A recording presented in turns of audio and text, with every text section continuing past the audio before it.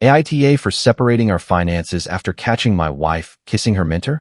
I'm Benjamin, 35, and I'd been married to Sophie for 7 years when I finally understood the difference between trusting your spouse and being trained to ignore your own instincts. For most of our marriage, we were ordinary in a way I used to appreciate. We knew each other's coffee orders. We argued about the thermostat. She liked the house warmer than I did, and I used to joke that one of us was going to die of heat stroke before we ever made it to retirement.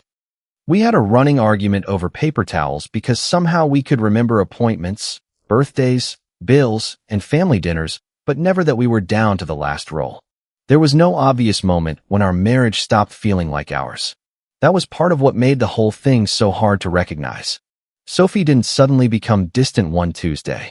She didn't start sneaking out in a black dress or getting mysterious roses delivered to the house. It happened in pieces so small I could explain each one away. She started putting her phone face down on the table. Then she changed her passcode. Then she began taking calls in the laundry room or walking outside with the excuse that she couldn't hear over the television. Then she started coming home later. At first, every explanation sounded reasonable. Meeting ran long. Someone dropped the ball, and I had to stay. Derek wanted to go over something with me before tomorrow. Derek. That name showed up so gradually that I didn't understand how much space he occupied in our marriage until he was everywhere. Sophie called him her mentor. He was 43, polished, confident, and apparently very good at making people feel like his attention meant something. According to Sophie, he saw potential in her. He encouraged her. He challenged her. He gave her perspective. The first few times she mentioned him, I was glad she had someone in her corner. Then it became, Derek thinks I should. Derek says I'm underselling myself. Derek says people who are serious about growth can't be afraid of change. I made a joke once that Derek seemed to have an opinion on everything except what we should order for dinner. Sophie didn't laugh. He actually listens to me, she said. That line stayed with me. I asked what she meant. She sighed and opened the refrigerator even though we both knew there was nothing in there she wanted. Nothing. Forget it. No, what did you mean? You always want to turn everything into an argument. I asked one question. And you're already defensive. That became another pattern. Any question I asked was somehow twisted into evidence that I was difficult. If I asked why she was home at midnight, I didn't trust her. If I asked why she had moved money from our joint checking account into her personal account twice in 1 month, I was monitoring her. If I asked why a hotel charge showed up on a card I paid, I was controlling. If I didn't ask anything, I was emotionally checked out. There was no version of my behavior that couldn't be used against me. I wish I could say I recognized that immediately. I didn't. I kept thinking there had to be a correct combination of patience, space, support, and silence that would bring us back to normal. That's the embarrassing part of betrayal. People imagine you miss the signs because you're stupid. Sometimes you see every sign. You just keep giving the person you love one more chance to explain it. The first charge that really bothered me showed up a little after midnight on a Thursday. It wasn't a huge amount, just over $200 through a travel booking site. I was sitting at the kitchen counter eating leftover takeout because Sophie had texted that she was stuck late again. When I asked about the charge the next morning, she barely looked up from her coffee. Work thing. What kind of work thing? A room block. Why is a room block on our household card? It'll get reimbursed. Okay. Can you send me the reimbursement when it comes through? She set her mug down harder than necessary. You're keeping track of my reimbursements now. I'm keeping track of the credit card. You know what I mean. No, actually, I don't. She stood up, grabbed her purse, and said, This is exhausting. I remember watching the front door close and feeling guilty. Not angry. Guilty. That's how twisted things had gotten. A few weeks later, Sophie said she needed a weekend with friends. I need to breathe, she told me. We were standing in the bedroom while she folded clothes into a small suitcase. I asked which friends.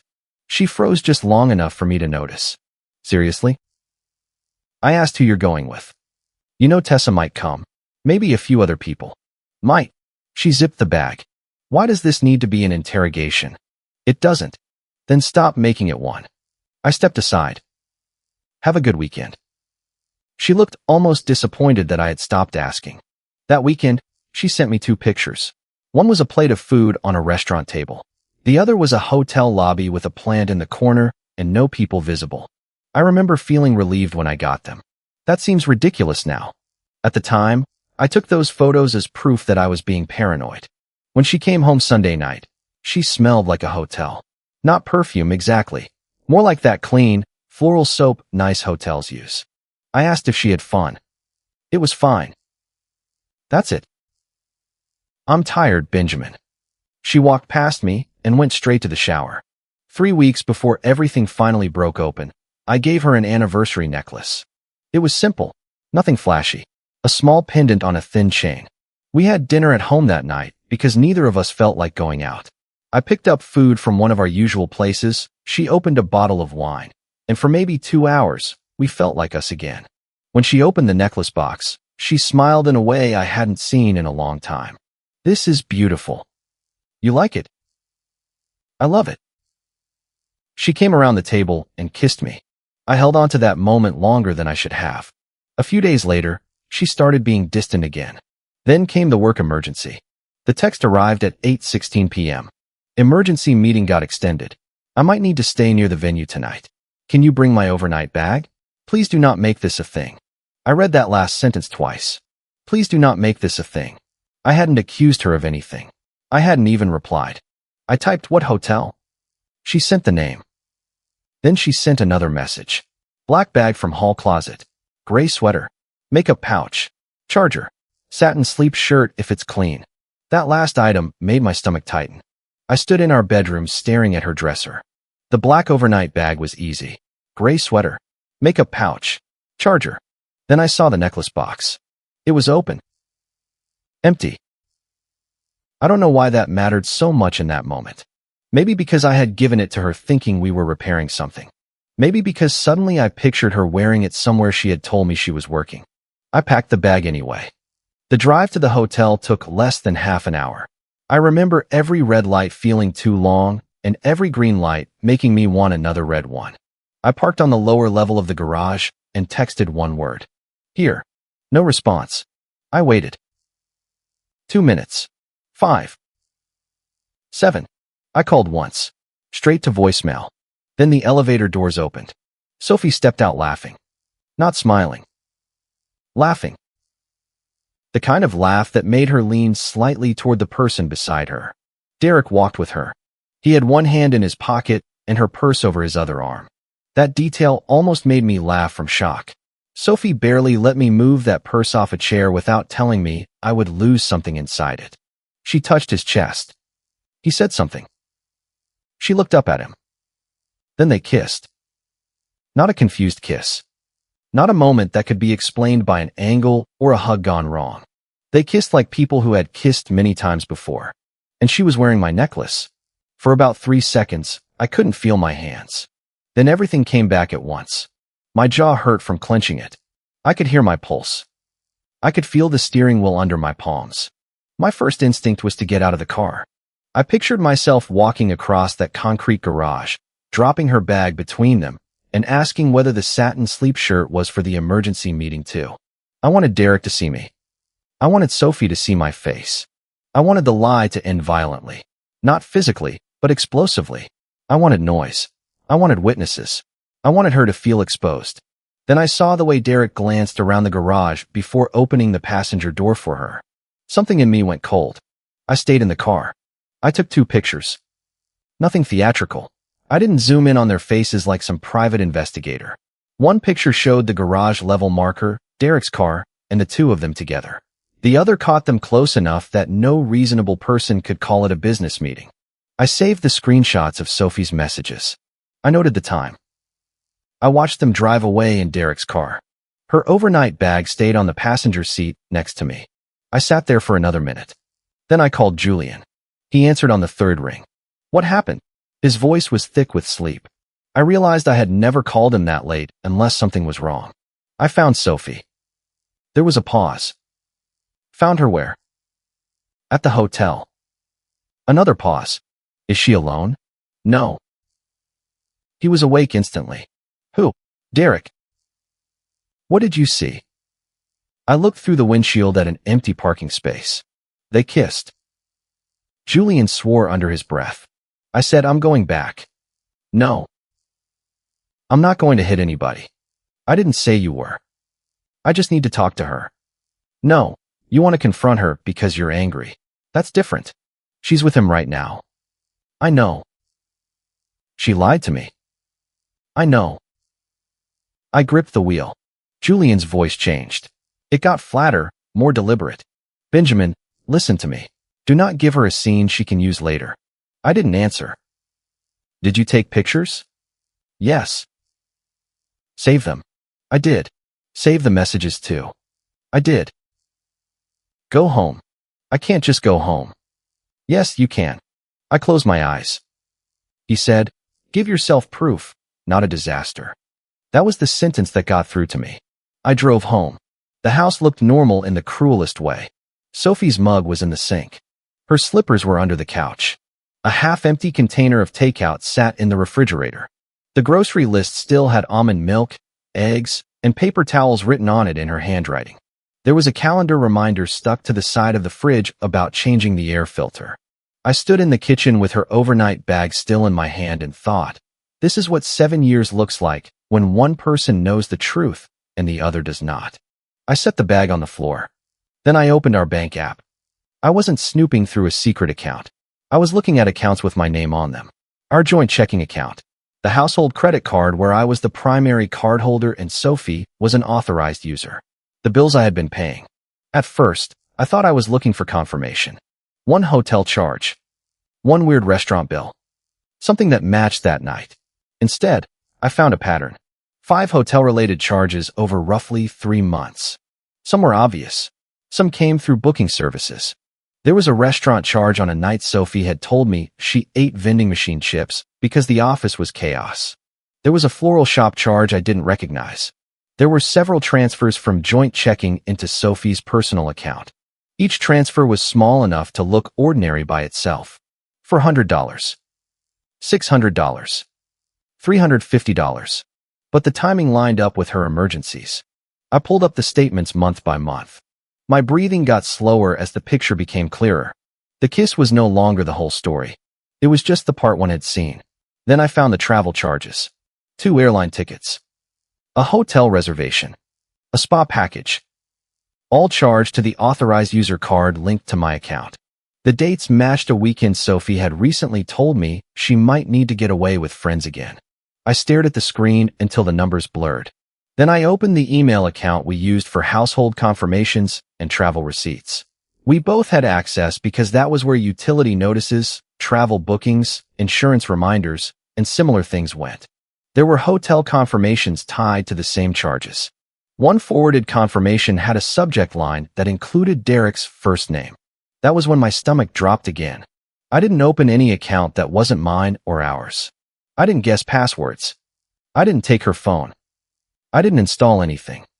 I simply saved what was already crossing accounts I legally had access to. Statements. Confirmation emails. Transfer records. The message asking me to bring the overnight bag. The 2 pictures from the garage. At 12:41 a.m., Sophie finally texted, "Where are you?" I looked at the message for a long time. Then another one came in. I tried calling. "Are you seriously doing this right now?" She hadn't called me. Not once. I screenshotted that too. I didn't respond. I slept maybe 40 minutes total. The next morning, I made coffee out of habit and forgot to drink it. Around 7, Julian came over. He walked into the kitchen, saw the printed credit card statements on the counter, and said, "You look terrible." "Thanks. I mean it respectfully." I slid one of the statements toward him. He read it. Then another. Then another. "Those are hotels." "Yes." "And this trip?" 2 tickets. "Her friends?" "I don't think so." Julian rubbed his face. "Do not drain the accounts."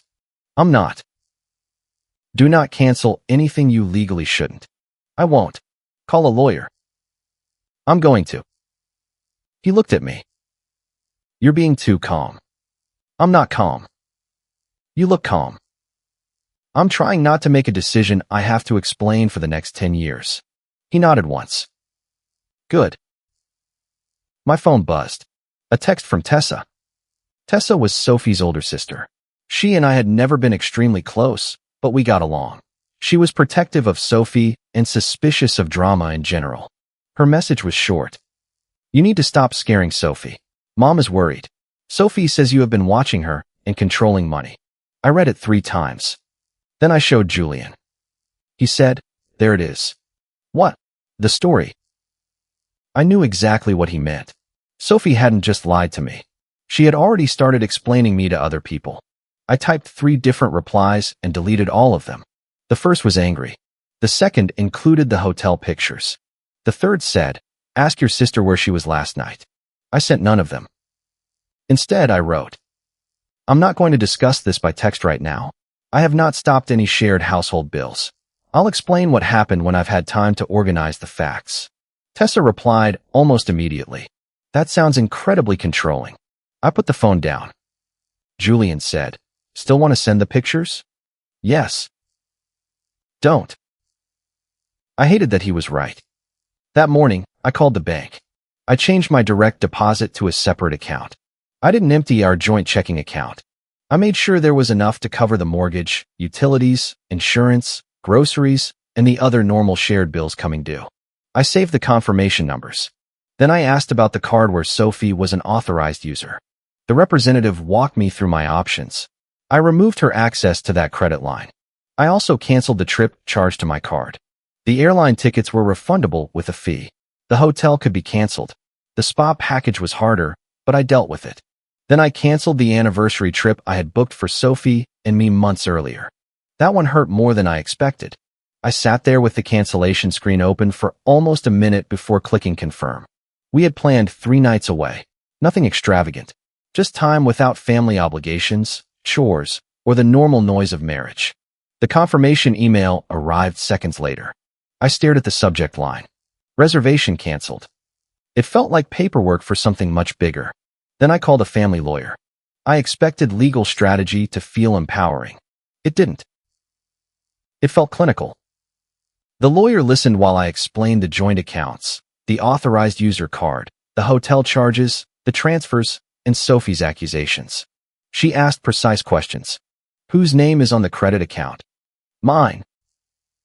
Joint checking. Both. Mortgage. Both. Utilities. Some in mine, some joint. Any children? No. Any threats between you? No. Any physical confrontation? No. Good. Keep it that way. She told me not to treat financial protection like punishment. Do not empty shared accounts out of anger, she said. Do not stop paying obligations you are responsible for. Do not hide money. Document everything. Keep communication in writing when possible. I nodded. She looked directly at me. Do not punish. Protect. There is a difference. I wrote that sentence down. By the time I left her office, the marriage felt more real and less real at the same time. A lawyer discussing shared obligations has a way of turning heartbreak into columns. That evening, Sophie came home. I was in the kitchen heating food I had no appetite for. She walked in fast. My card got declined. No hello. No question about the overnight bag. No explanation for the hotel. Just the card. I turned off the microwave. The authorized user card was canceled. Her mouth opened slightly. You did what? I removed you from my credit line. You can't just cut me off. The mortgage is paid. Utilities are paid. Insurance is paid. Groceries are covered. Your personal spending on my credit line is over. Her face changed. Not shock. Calculation. You're proving everything I said. I leaned against the counter. What did you say? She crossed her arms. That you've become controlling. To who? My family is worried about me. Why? Because you monitor everything. I looked at a credit card with my name on it. You're twisting this. I haven't even told you what I saw. That stopped her. Only for a second. Then she said, I don't know what you think you saw. I almost laughed. What I think I saw. Derek was helping me through something. In a hotel garage. Her eyes flicked toward me. There it was. The first clear confirmation that she knew exactly what I meant. She looked away. You followed me. No. You were there. You asked me to bring your overnight bag. She said nothing. I pointed toward the hallway. It's still by the front door. Her eyes filled with tears almost instantly. I needed space. I'm not arguing about your feelings while hotel charges are sitting on my credit card. That is not fair. What part? You're making this about money. I watched you kiss another man while wearing the necklace I gave you. She closed her eyes. For a moment, neither of us spoke. Then she said, very quietly, you don't know what our marriage has been like for me. I felt something inside me go still. I was in the same marriage. That's not what I mean. I know. She wiped under one eye. Derek understood what I was going through. Then Derek can pay for the hotel. She stared at me. It was the coldest thing I had said to her, and I knew it. I didn't regret it. She grabbed her purse and said she was going to stay with her mother. I said, okay. She looked at me like she wanted me to stop her. I didn't. The next 2 days were mostly logistics. Sophie sent messages ranging from furious to wounded. You blindsided me.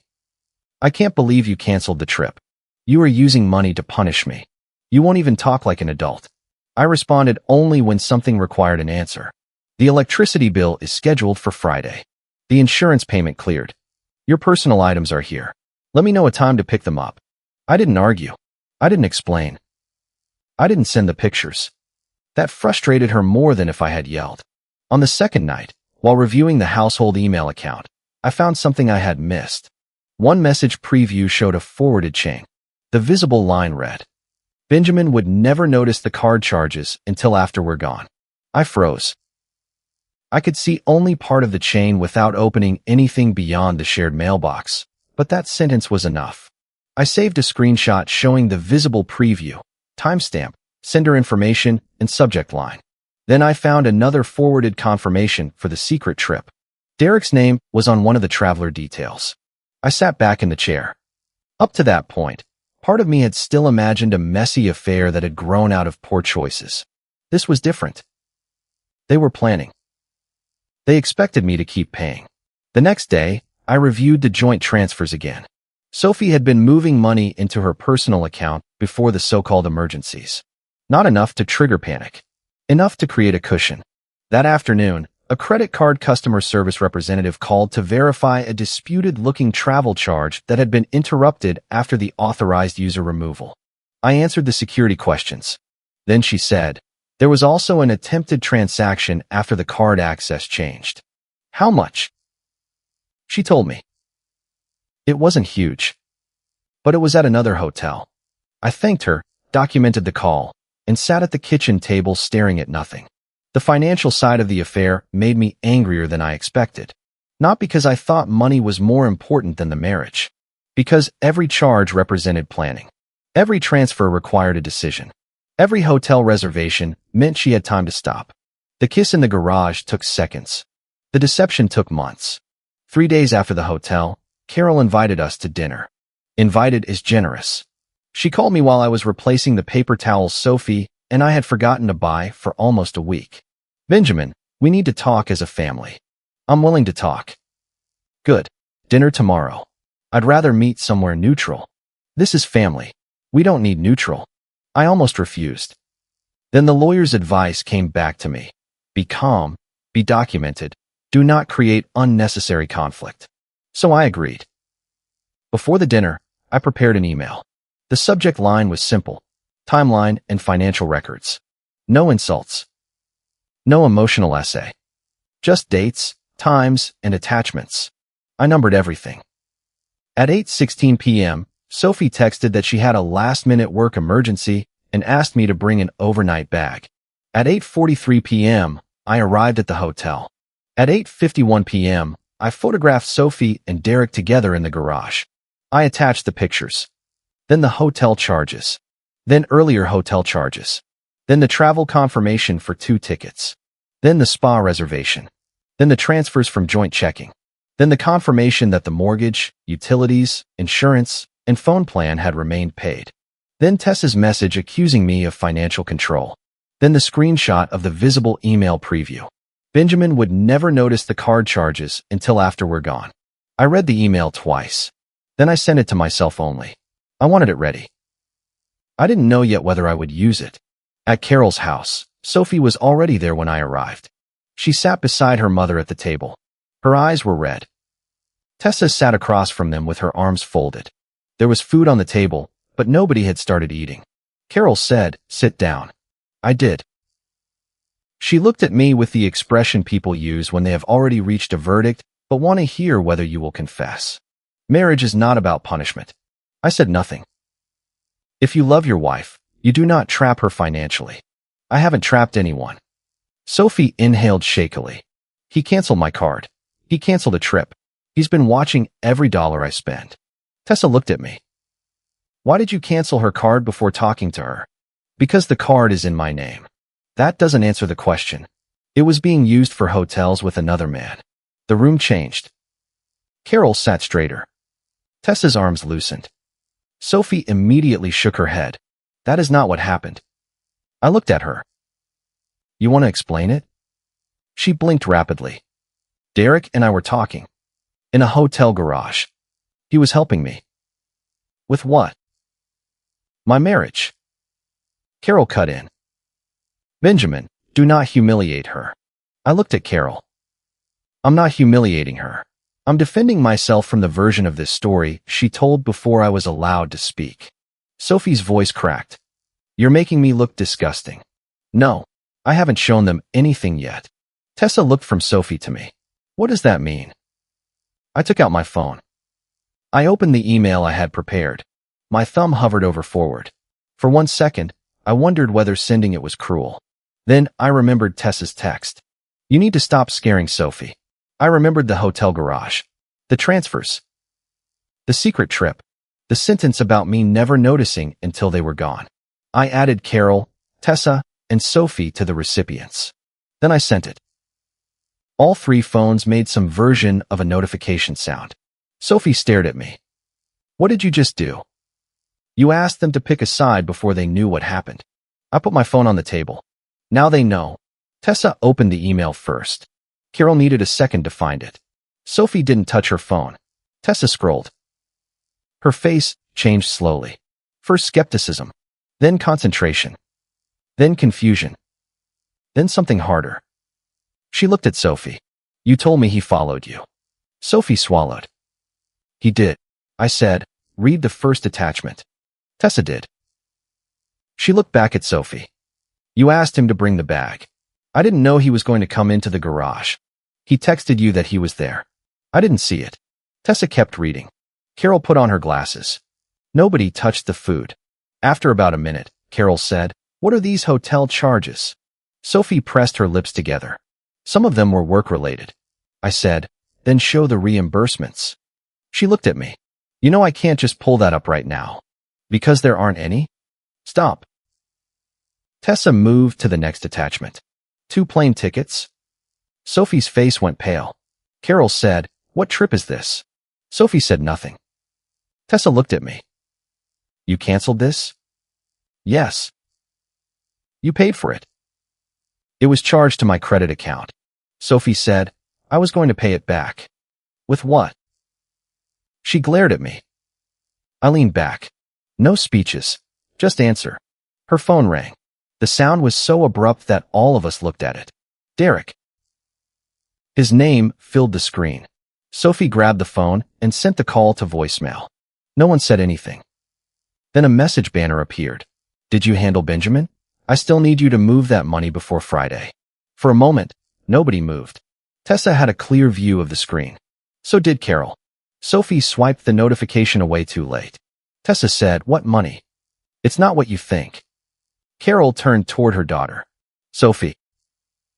Sophie's shoulders collapsed. I was confused. Tessa's voice stayed flat.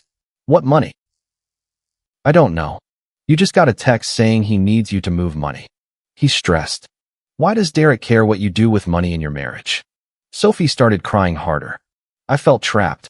Carol reached for her hand automatically, then stopped halfway. Sophie looked at me.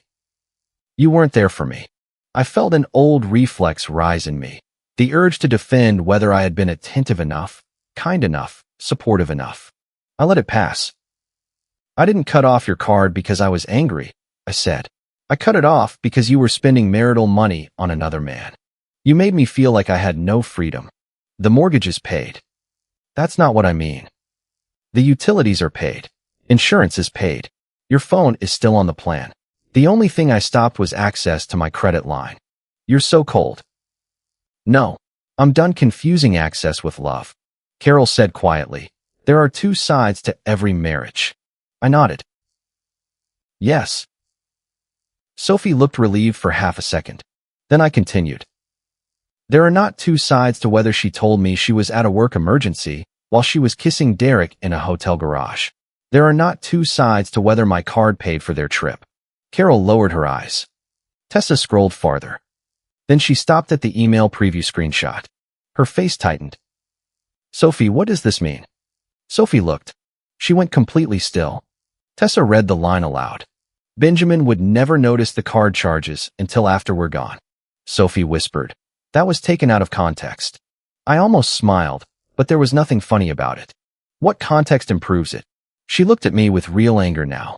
You had no right to go through my email. It was in the shared household inbox. You were looking for things. Yes, after I watched you kiss him. Tessa said, stop changing the subject. Sophie turned to her sister. You don't understand. No, Tessa said, but I understand what receipts look like. That ended the dinner. Not with screaming. Not with plates breaking. Just silence. Carol put the food away without asking anyone to stay. Tessa asked me to forward her only the documents that involved the accusations Sophie had made about me. I said I already had. Sophie stood near the front door with her arms wrapped around herself. When I walked past her, she said, You destroyed me in there. I stopped. No, I corrected the record. You could have talked to me privately. You were talking about me publicly before I knew there was a problem. Family is not public. You used them as pressure. She looked away. I left. The next week was less dramatic and more revealing. Tessa called me once. I owe you an apology. You don't. I accused you before I asked for facts. You believed your sister. She lied to me. I didn't know what to say to that. Tessa continued. She told Mom you were checking her phone and following her. I never did either. I know that now. There was a pause. Then she said, She also said you had threatened to leave her with nothing. I didn't. I know. That was the first time I understood how much work Sophie had put into preparing a story where her choices would look like escape instead of betrayal. Carol didn't apologize directly. She stopped calling me to lecture me about forgiveness. That was enough. Derek changed faster than anyone. I didn't see his messages directly. I saw only the ones Sophie eventually forwarded during discussions about the separation and the ones that appeared in shared records. His tone went from warm to impatient.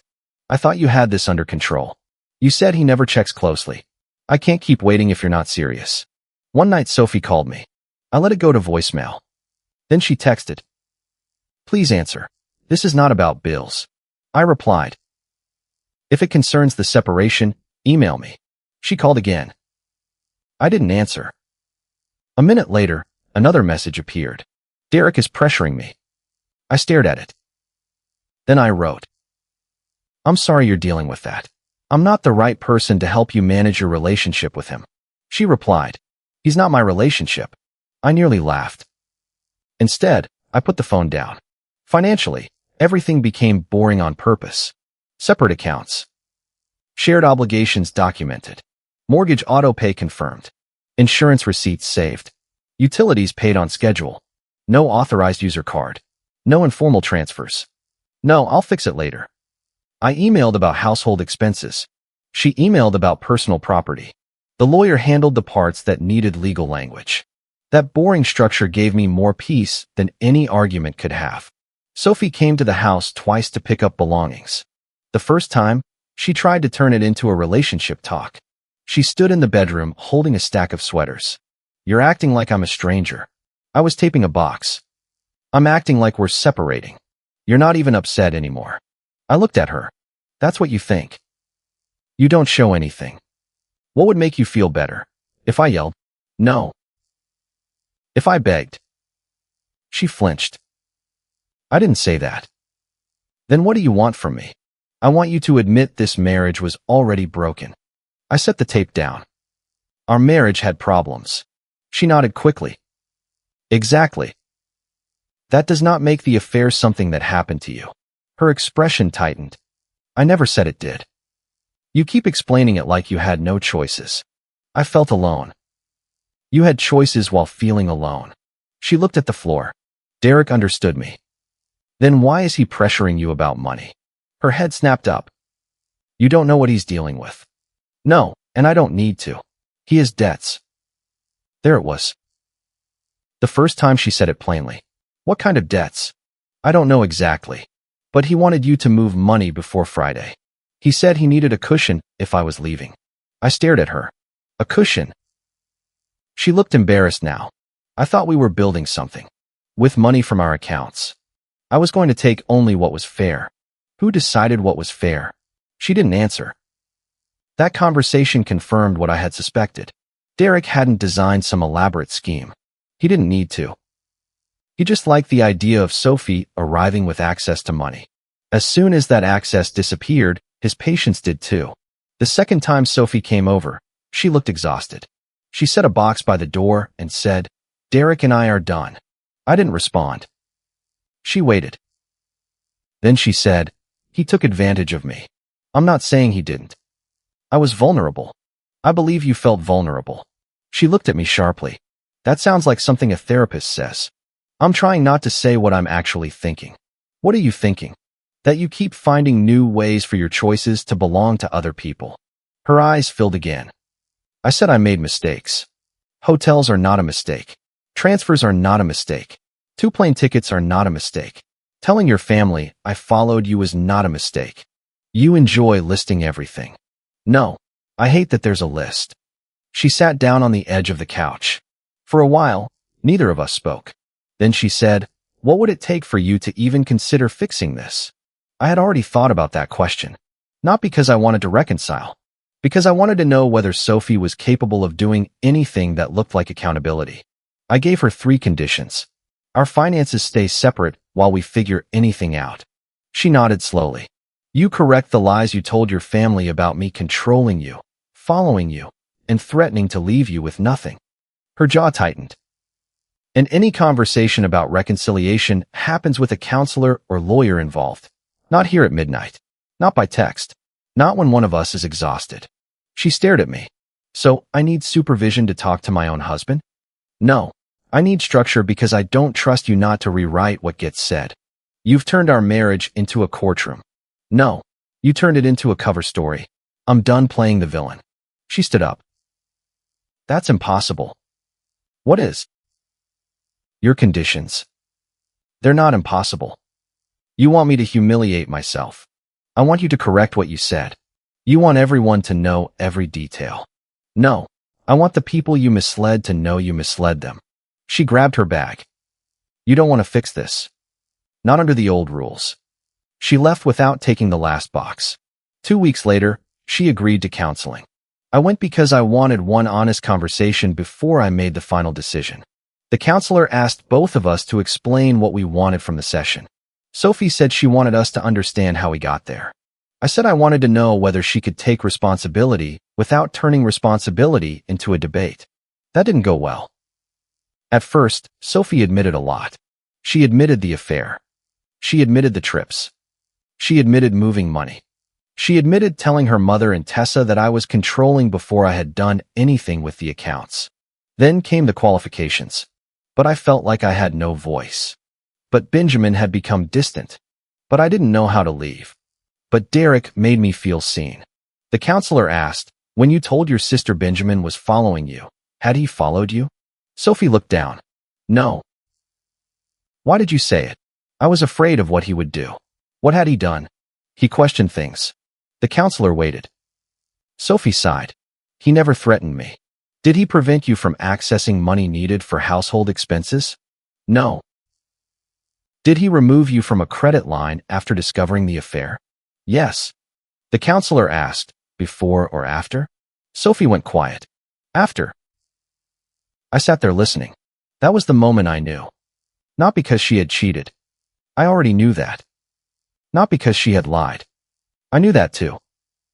It was because, even in the one room where there was no family to impress and no argument to win, she still needed the story to end with somebody else pushing her toward her choices. I looked at her and said, "I don't think I can do this." She turned toward me. "What does that mean?" "It means I'm filing for divorce." She stared at me. "You already decided before we came here." "No." "Yes, you did." "I came here hoping I was wrong about one thing." "What thing?" "That you still confuse your reasons with responsibility." She started crying. The counselor asked whether we wanted a few minutes. I shook my head. Sophie whispered, "So 7 years means nothing?" That hurt. I hated that it hurt. 7 years means enough that I stayed longer than I should have after I saw the truth. That's cruel. No, what would be cruel is pretending I can rebuild trust when I can't. She covered her face with both hands. I looked at the floor. After a minute, I said, "I hope you become honest with yourself someday. But I'm done being the person you blame for choices you made in secret." That was the last real marriage conversation we had. After that, we dealt with the divorce. No dramatic reconciliation attempt. No midnight knock on the door. No public revenge. Just documents, schedules, signatures, and the strange sadness of dividing a life into who owns what. Sophie corrected the worst of the lies with her family. Not perfectly. She told them she had overstated some things. Tessa called that wording dishonest and made her say clearly that I had not followed her, threatened her, or cut off household necessities. Carol eventually sent me a short message. "I am sorry I judged before I knew everything." I replied, "Thank you." That was enough. Derek disappeared from Sophie's life once the money and the fantasy were gone. From what Sophie said in counseling, he had debts, expected her to contribute more than she had admitted, and became angry when she couldn't move money the way he expected. I didn't feel victorious hearing that. I mostly felt tired. For weeks after Sophie moved out, the house was too quiet. Not peaceful, just quiet. There is a difference. Her slippers were gone from under the couch. Her coffee mug was gone from the cabinet. Half the bathroom counter was suddenly empty. For the first time in years, I bought paper towels before we ran out. I stood in the kitchen holding the package and laughed harder than the situation deserved. Then I almost cried. Grief is stupid like that. Some nights I still thought about the garage. Not the kiss itself. The necklace. I had spent money on that necklace because I wanted to mark 7 years together. She had worn it while meeting another man. For a while, that detail felt like proof that every good memory from our marriage had been fake. Eventually, I stopped seeing it that way. The affair didn't erase every breakfast, every joke, every holiday, or every night we sat on the couch arguing over what to watch. Those things happened. They were real when they happened. What changed was that I no longer needed the past to justify staying in the present. I also stopped feeling guilty for protecting myself financially. I never emptied the joint account. I never stopped paying what I was responsible for. I never locked Sophie out of necessities. I stopped her from using my personal credit line after I learned she was using it to fund an affair. That is not the same thing as trapping someone. For months, Sophie had used the word controlling any time I asked a question she didn't want to answer. By the time I realized what was happening, I had become so afraid of looking jealous that I had stopped trusting basic facts in front of me. A hotel charge was a hotel charge. A midnight transfer was a transfer. A kiss was a kiss. A lie was a lie. The most important thing Julian did for me that night was not stop me from yelling in a parking garage. He stopped me from becoming useful to Sophie's story. If I had stormed across that garage, screamed at Derek, thrown the bag, or caused a scene, that moment would have become the center of everything. Instead, the center stayed where it belonged. On what they had done. On what they had spent. On what they had planned. And on what Sophie had told people about me before I knew I needed to defend myself. I filed for divorce because I stopped believing that patience could make someone accountable. That does not mean I became bitter. It means I learned to stop confusing calm with surrender. I didn't lose my marriage the night I saw Sophie kissing Derek. By then, too much had already happened. What I lost that night was the illusion that being patient long enough would eventually make someone honest. Once that illusion was gone, I could finally make decisions based on what was true. If you liked it, don't forget to leave a comment and support the channel by subscribing. See you in the upcoming stories.